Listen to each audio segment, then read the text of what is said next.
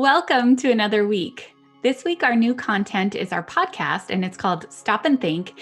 And it's really what we spend a lot of time talking about in it is how a lot of people, including us, sometimes just rush into decision making and don't take this time to stop and think through decisions, the upsides, the downsides, and whether or not we can live with the downsides and alternative ways to mitigate downsides. So that's what we cover in this week's podcast. And it really comes out of our learning from the original Rich Dad, Keith Cunningham, who I'm actually going to my third mastermind with this week as well.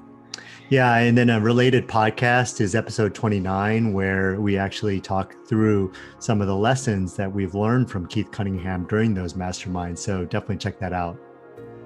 In SRMD news, this week is actually week one of our course, Zero to Freedom Through Cash Flowing Rentals. And our students are in there working through the pre-course, making a ton of progress already. Yeah. And we're really excited to release this week's content and get people going on the mindset work. Yeah, for sure. And then, if you missed signing up for the course, be sure to join the waitlist. Our next course launch is going to be in October.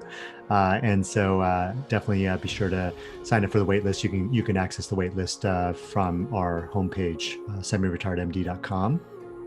In real estate news, we are selling 2 properties. And so now we're in the middle of 2 1031 exchanges. And for those who don't know what that means, we'll put in a link below with an article about 1031 exchanges.